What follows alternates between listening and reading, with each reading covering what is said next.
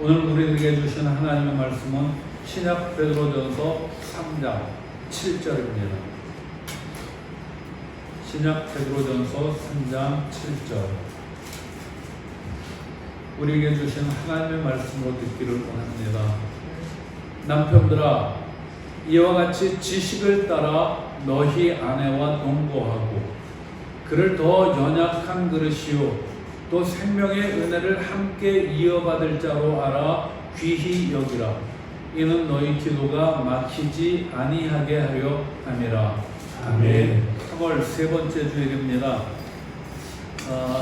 여러분들은 어떤 꽃이 피기를 기다리시나요? 무슨 꽃이? 예. 예, 벌써 여기저기 많이 피었네요. 감사합니다. 이런 꽃이, 이런 시가 있습니다. 제비꽃 같이 조그마한 그 계집애가 꽃잎처럼 하늘거리는 그 계집애가 지구보다 더 큰 질량으로 나를 끌어당긴다. 그쵸? 네.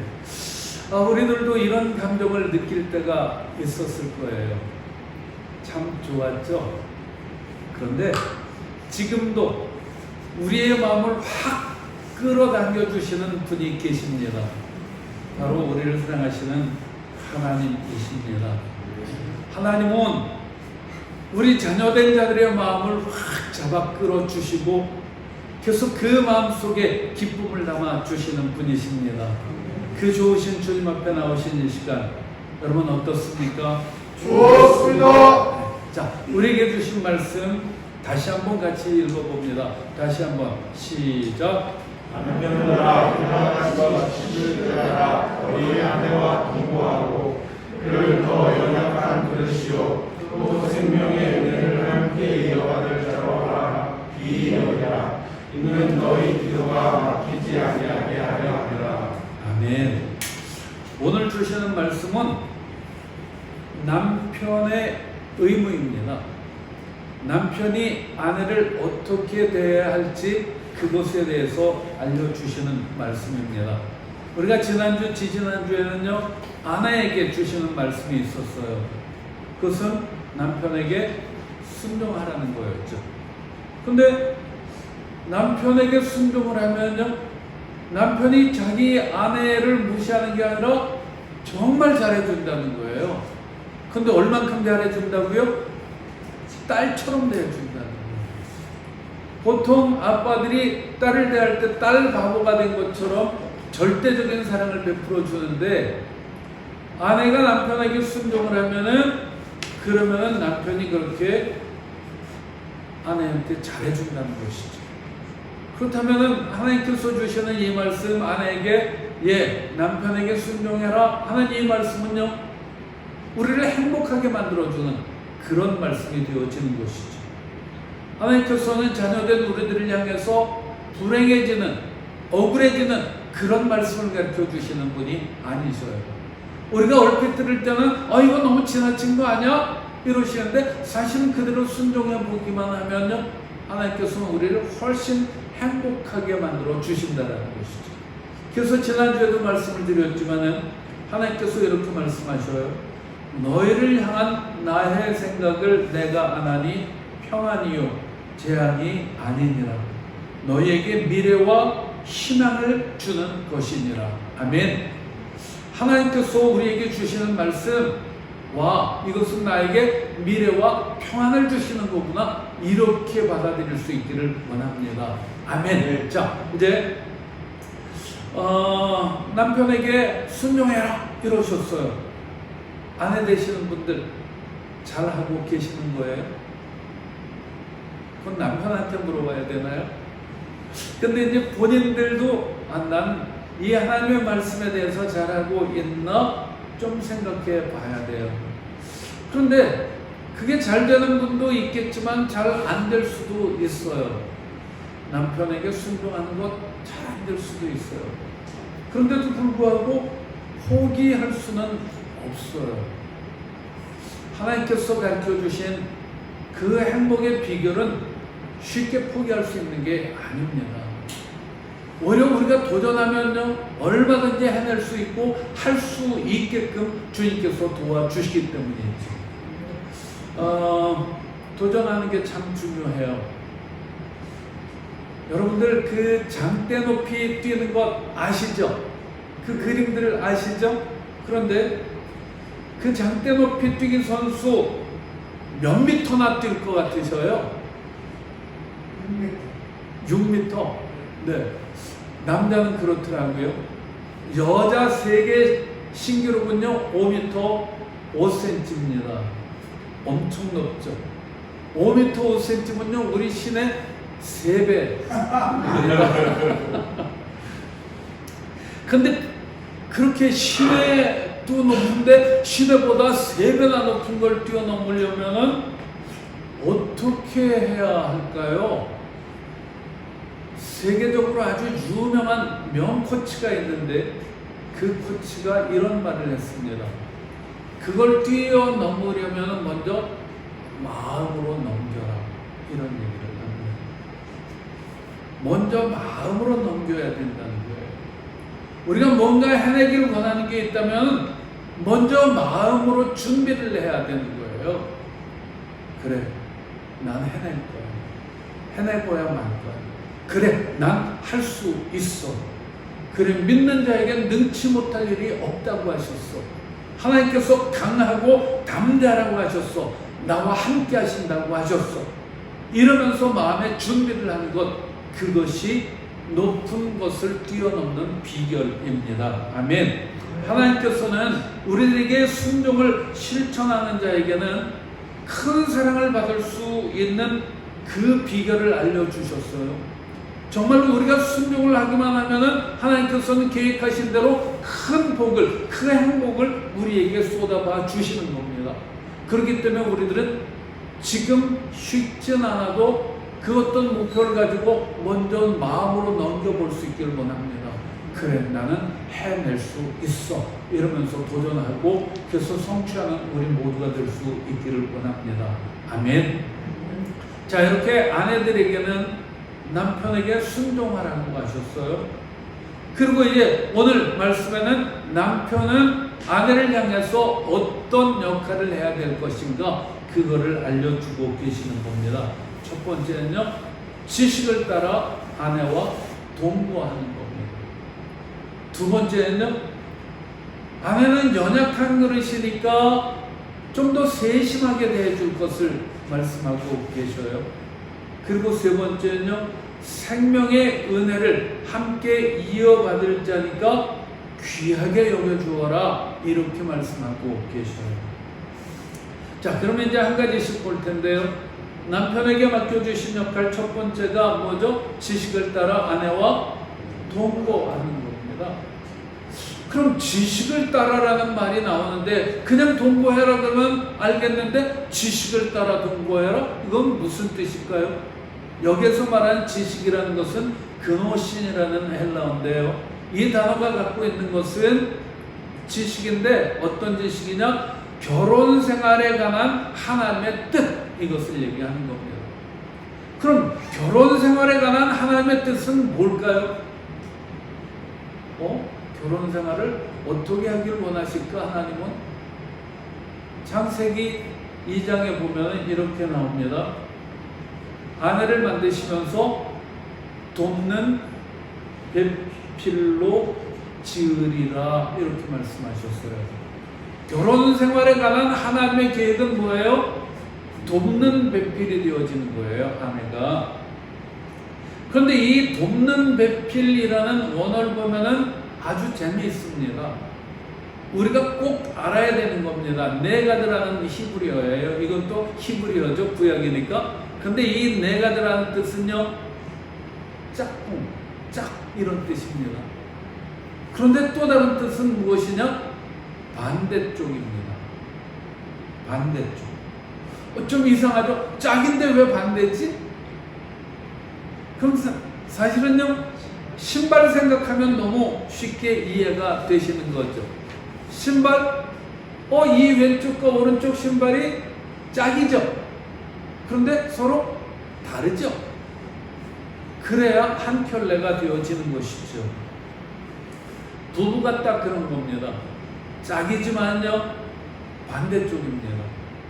근데 그 반대라는 것이 나를 가로막고 나를 회방하는 그 반대가 아니라 나에게 부족한 그쪽을 채워주는, 정말 도움을 주는 반대쪽이라는 의미입니다. 그렇다면은 이 내가 돕는 배필이라는 것은 뭔가 하면요, 나에게 부족한 부분을 채워주고 그래서 나를 완성시켜 주는 것, 그게 돕는 배필이에요. 그렇기 때문에 아내는 고마운 존재인 것이지. 고마운 사람으로 알고 아내와 동거하는 거예요. 근데 이 동거라는 단어도 우리들이 잘 알아야 됩니다. 어떻게 하는 게 그런 동거일까? 우리는 그냥 같은 공간에 있으면 동거라고 생각하는데 그 원어를 보면요, 이런 게 동거구나 라는 걸 알 수 있어요. 두 단어가 합쳐진 건데요. 먼저 쉰이라는 단어인데, 이 쉰이라는 단어는 함께, 밀접하게, 이런 뜻입니다. 그런가 하면 오이케오라는 단어는요, 거주하다, 이런 뜻이에요. 그러니까 함께 밀접하게 거주하는 것, 그것이 동거라는 것이죠. 함께 이때 밀접한 관계가 아니라면은 그거는 동거가 안 되는 거예요. 이런 얘기들 하죠. 남자는 그냥 한 공간에 있으면은 그냥 동거한다라고 생각을 한다는 거예요. 근데 여자들은 다르대요. 한 공간에 있긴 한데 마음이 안 통해, 말이 안 통해. 그러면 그건 동거가 아니라 별거라는 거예요. 하나님께서 남편들에게 요구하시는 것은요, 아내와 밀접한 관계를 맺고 그래서 함께 있길 원하셔요. 근데 어떻게 하면 우리들이 가까워지든가요? 말이 통해야 돼요. 마음이 통해야 되는 것이죠. 여러분, 줄탁동시라는 사자성어 다 아시죠? 네. 줄이라는 것은 계란 속에 있던 그 병아리가 이제 나올 때가 돼갖고 그 안쪽에서 막 부리로 껍질을 두들기는 거죠. 쪼아대는 행위, 그것을 줄이라고 그래요. 탁은 뭐예요? 그 안에서 병아리가 쪼아대는 소리를 듣고 어미닭이 밖에서 밖을 또 쪼아서 도와주는 것, 그것을 줄탁, 이런 탁이라고 그러죠. 그래서 그런데 이 줄과 탁이 동시에 이루어질 때, 그때 이제는 새 생명이 태어나는 것이고 새로운 세계가 열려지고 이러는 것이죠. 그랬던 것처럼 아내가 뭔가를 요구해요. 그래서 뭔가 지금 나를 두들겨요. 그럴 때 남편이 어떤 반응을 보여야 되는 거죠? 나도 좋은 반응을 보여줘야 되는 것이죠. 그럴 때 마음이 통하는 거고 그럴 때 말이 통한다, 이런 얘기를 하는 것이죠. 이렇게 마음이 통하고 말이 통할 때 밀접한 관계가 되어지는 것이고 그것이 바로 지식을 따라 동거하는 것입니다. 아내가 줄 할 때 남편은 탁 해야죠. 그런데 그게 언제 이루어져야 된다고요? 동시에. 만약에 아내가 어떤 뭔가를 요구하는데 그 남편의 반응이 너무 늦어. 그러면요, 말이 안 통해. 이러는 거죠. 내 마음을 몰라. 이러는 거죠. 그래서 우리들은 아내가 뭘 요구하는지 좀 신경을 써야 되는 거예요. 그래야지 거의 동시에 반응을 할 수 있는 것이죠. 아내가 남편의 말에 순종하면은 이쁘고 사랑스러워요. 더 잘해주고 싶어요. 근데 남편이 아내의 속마음까지 알아줄 때 아내는 우린 잘 통한다. 이렇게 생각을 하게 되어지는 것이죠. 그러면 남편이 아내의 말을 잘 알아차리고 그 속마음까지 헤아려주는 방법은 뭘까요? 남자들은요, 아내의 말을 잘 모릅니다. 우리는 저기 카페 가고 싶다 이러는데 아내는 뭐라 그래요? 조금 뭐가 생겼네. 우리 잘 몰라요. 그냥 좀 직설적으로 얘기를 해주면 좋겠는데 아내들은 그렇게 얘기하지 않더라고요. 이번 생일날 나 이런 선물 받고 싶어 이러면 참 좋을 텐데 필요 없어. 이러니까 정말 필요 없다는 건지 아는 거죠. 자, 아무튼 그 아내의 말 그리고 아내의 속마음까지도 잘 알 수 있는 방법이 뭘까요? 오늘 본문에 아내를 귀히 여기라 이런 말씀이 나오죠. 이게 바로 그 비밀입니다. 아내를 귀히 여기면요, 아내가 무슨 말을 하는 건지, 아내가 속으로 무엇을 원하는지 알아차릴 수 있다라는 얘기예요. 그런데 이 귀히 여긴다라는 말, 티메라는 말이 크게는 두 가지의 뜻을 갖고 있는데요. 그 첫 번째는요, 높이 평가하다 이런 뜻을 갖고 있어요. 내 아내를 높이 평가하면요, 내 아내가 무슨 얘기할 때 귀담아 듣는 겁니다. 근데 내 아내를 무시하고 이러니까 뭐라고 해도 안 듣는 거예요. 여러분, 내 아내가 귀한 존재죠? 네. 그렇게 믿으시죠? 네. 정말로 그렇게 내 아내는 귀한 존재야 라고 높이 평가해줘야 내 아내의 말뿐만 아니라 속마음까지도 알아줄 수 있는 것이죠. 이제 이렇게 화창한 봄날이 되어졌는데 귀한 우리 아내가 햇살 따뜻하고 너무 좋다. 무슨 뜻이죠? 네. 진작에 알았을걸. 예. 놀러 가자, 봄나들이 가자는 얘기입니다. 그럼 그걸로 끝이에요? 화사한 봄나들이를 할 옷이 필요해. 이 얘기죠. 맞죠? 아내를 귀하게 여기면요, 아내의 속마음까지도 읽을 수 있는 거예요. 근데 이 귀하게 여기다 티메라는 단어는 두 가지가 있다고 그랬죠. 하나는 높이 평가하는 거예요. 또 하나는 뭔가 하면요, 값을 치르다입니다. 이거 남자분들 정말 마음속 깊이 새겨야 되는 겁니다. 귀하게 여겨줘요. 내 아내 참 높이 평가해요. 사랑한다고 그래요. 근데 아내들은 뭐라고 해요? 뭐라고 그래요? 말로만 당신은 소중해, 나 사랑해. 그럼 뭐라고 그래요? 사랑이 밥 먹여주냐? 이러죠. 근데 반면에 그냥 사랑은 안 해주고 그냥 돈으로 다 때우려고 그래요. 그럼 또 뭐라고 그래요? 내가 되자! 이러죠. 네. 즉 두 가지가 다 채워줘야 되는 거예요.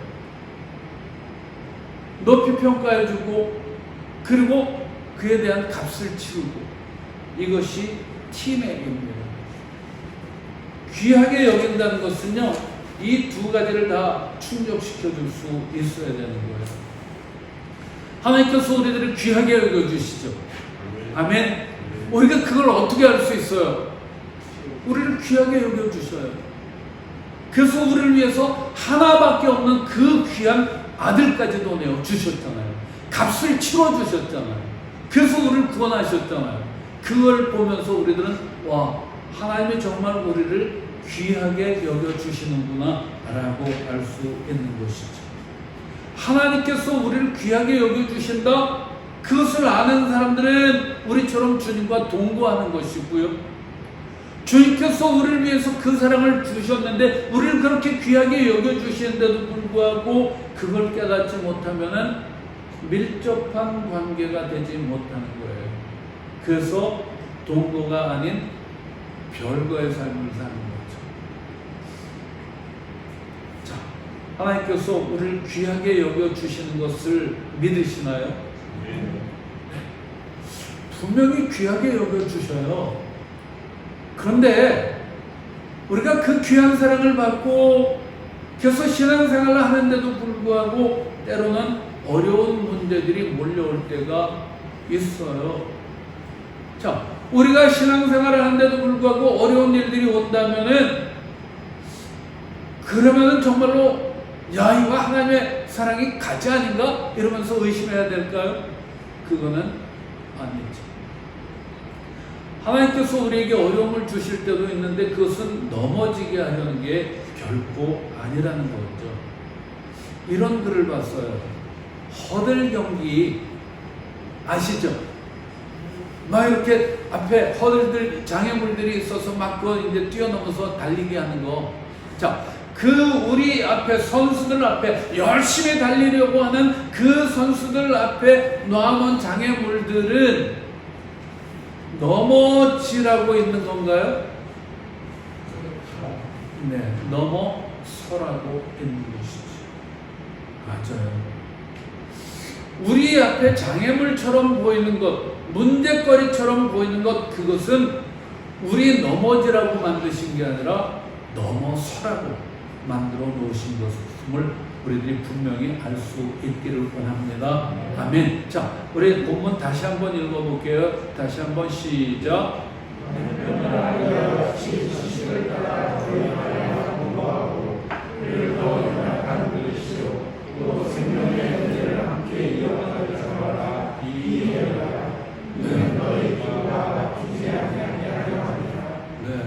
지식을 따라서 아내와 동거해야 돼요.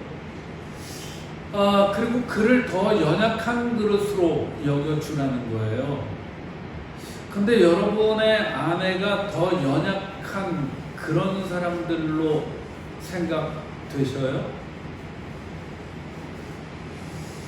이런 글 있었어요. 어떤 남편이 코로나가 나에게 축복이라는 글을 올렸어요.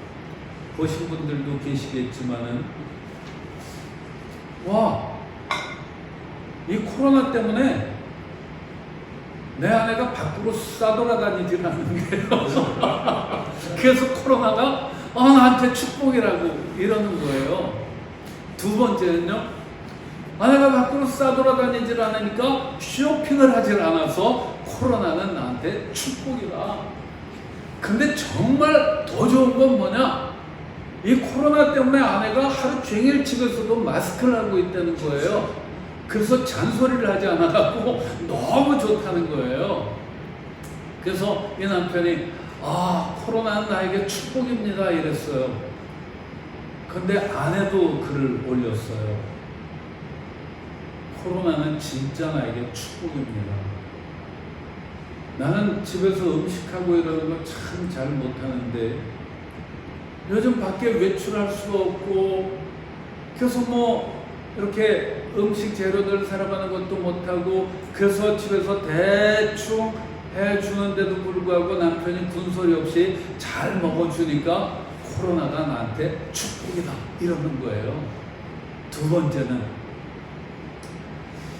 남편은 내가 밖에 안 나가니까 쇼핑 안 하는 줄로 알지만 사실은 홈쇼핑으로 다 저지르고 있는데 그걸 모르고 있어서 나에게 축복이다 이런 얘기를 해요. 세 번째는 남편 내가 코로나 때문에 집에서도 마스크 쓰고 있다고 생각하지만 사실은 성형수술한 건데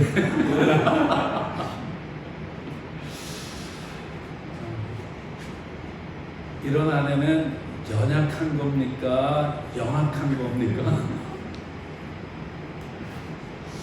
연약하든 영악하든 분명한 건 하나님께서 아내를 우리에게 돕는 배필로 주셨다는 것이죠. 하나님께서 주신 짝을 귀하게 여기는 것, 그것이 바로 지식을 따라 동거하는 겁니다. 7절 말씀 다시 보면요, 아내한테 잘해야 되는 이유가 나와요. 왜? 기도가 막히지 않아야 되니까. 여러분, 기도가 막히면 어떻게 되는 거죠? 기도가 막히면 전 임춘자 권사님 대답할 줄 알았어요. 숨을 못 쉬어요. 네, 그럴 줄 알았어요. 기도가 막히면 네. 그래서 참 착한 사람이에요. 그냥 숨을 못 쉰다고 그래요. 우리는 죽어요. 그렇죠. 입에서 이 폐까지 그 숨 통로, 그게 이제 기도잖아요. 그런데 여기서 말하는 건 아니라는 거 다 아시죠? 네, pray, 기도입니다. 하나님 앞에 기도하는 거예요. 그런데 우리가 기도를 하는데 어떤 사람들은요, 기도를 무엇으로 여기느냐? 자판기처럼 여기는 사람들도 있대요. 자판기는 우리가 돈 넣으면 물건 원하는 게 툭 떨어지듯이 기도하면은 덜컹, 그리고 우리에게 뭔가 이루어질 것을 기대해요. 그런가 하면 또 어떤 사람들은요, 기도를 신문고처럼 여기기도 한대요. 신문고 뭔지 아시죠? 나 억울합니다! 이러면서 어떤 나의 형편을 호소하는 그런 것, 물론 기도에 그런 요소들도 있어요. 그런데 많은 사람들은 그렇게 얘기를 해요. 기도는 하나님과의 대화다. 또 기도는 호흡이다. 이런 얘기들을 하죠. 하나님하고 소통하는 것, 그것이 기도인 것이죠. 우리가 기도했는데 그것이 응답되느냐, 아직 응답 안 됐느냐, 이건요 사실 나중 문제입니다. 우리가 하나님하고 소통이 되어지면은 일단 그것만으로도 우리가 숨통에 트인다는 것을 느끼는 것이죠. 그런 것처럼 대화가 통하면요, 아직 문제는 있어요. 아직 문제가 해결되지는 않았어요. 그런데도 불구하고 누군가하고 얘기가 통해요. 그러면은 좀 숨통이 트이잖아요. 살만해지는 거잖아요. 그래요. 왜 하나님께서는 아내를 귀하게 여겨야 기도가 막히지 않는다고 그러셨을까요? 아내를 귀하게 여기지 않고 그러면요, 기도가 막힌다는 거예요. 하나님하고 교제가 안 된다는 거예요. 근데 안 되는 것보다도 우리 일단 왜 아내한테 잘하면은 기도가 막히지 않고 기도가 잘 되어질까? 성경을 한번 찾아봤어요. 그랬더니 마태복음에 이런 말씀이 나오더라고요. 너희 중에 두 사람이 땅에서 합심하여 무엇이든지 구하면 하늘에 계신 내 아버지께서 그들을 위하여 이루게 하시리라. 아멘. 자, 일단 아내하고 통하면은 어때요? 왜? 그래서 함께 기도하면은요, 하나님께서 이루어 주신다는 거예요. 근데 우리들이 그 그림을 한번 생각해 봐요. 부부가 함께 앉아서 같이 손잡고 기도하는 모습, 그것만으로도 벌써 행복하지 않던가요? 우리가 그럴 수 있기를 원합니다. 하나님께서는요, 우리들이 그런 기도를 할 때 들어주시고 응답하십니다. 아멘. 자, 우리에게 이렇게 말씀하시면서 남편들아, 아내한테 잘해. 그러면 너희들이 하는 기도 내가 들어줄 거야. 이러시는 것이죠. 자, 우리에게 주신 말씀을 이제 정리해 보도록 할게요. 오늘 우리에게 주신 말씀은 남편에게 주시는 의무입니다. 그것은 아내와 동거하는 거예요. 동거하려면요, 마음이 통해야 되는 것이고 말이 통해야 되는 것이죠. 그런데 어떻게 하면 이렇게 통할 수 있을까? 아내를 귀하게 여겨야 된다는 것이죠. 근데 말로만 귀하게 여기는 것으로는 부족한 거예요. 정말 아내를 위해서라면 값을 치를 줄 알아야 된다는 것이죠. 내 아내를 위해서 시간을 들이든 물질을 들이든 어떻게 해서든 이 값을 치를 때 그것이 귀히 여기는 것, 티매가 되어지는 것이죠.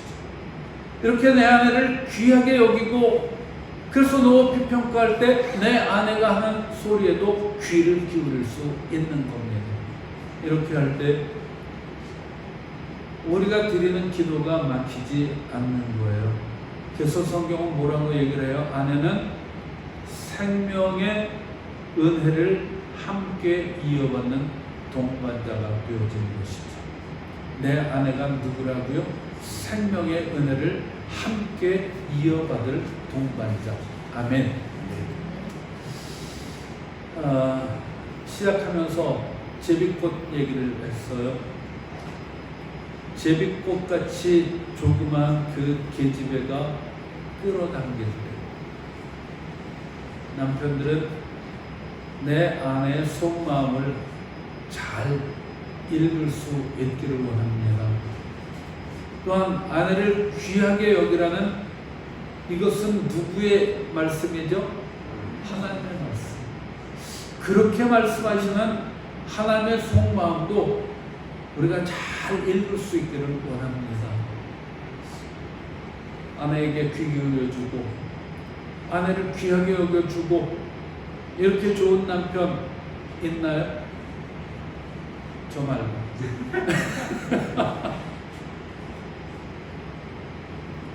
정말 감사한 건요, 예수님이 우리의 신랑이 되어 주신다는 것이죠. 신랑 되시는 우리 주님께서 우리와 동거하시고 동행해 주십니다. 신랑 되시는 예수님께서 우리의 연약함을 돌봐주십니다. 아멘. 신랑 되시는 예수님께서 우리들을 귀하게 여겨주시고 그래서 우리들을 높이 평가해 주시고 넌 다 할 수 있어. 넌 내 아들이야. 내 딸이야. 이렇게 여겨주십니다. 그 좋으신 주님께서 우리를 귀하게 여기시기 때문에 우리를 위해서 대가를 치워 주셨습니다. 그 좋으신 주님을 우리들이 깊이 생각할 수 있길 원합니다. 오늘 사순절 네 번째 주일입니다. 주님께서 주시는 이 교훈들을 우리들이 배우고 이제는 이 교훈을 따라서 살 수 있기를 원합니다. 그래야 우리가 경건의 훈련을 쌓는 겁니다. 아내한테 잘하는 남편이 경건합니다. 또 남편한테 잘하는 아내가 경건합니다. 같이 기도하겠습니다. 참 좋으신 하나님,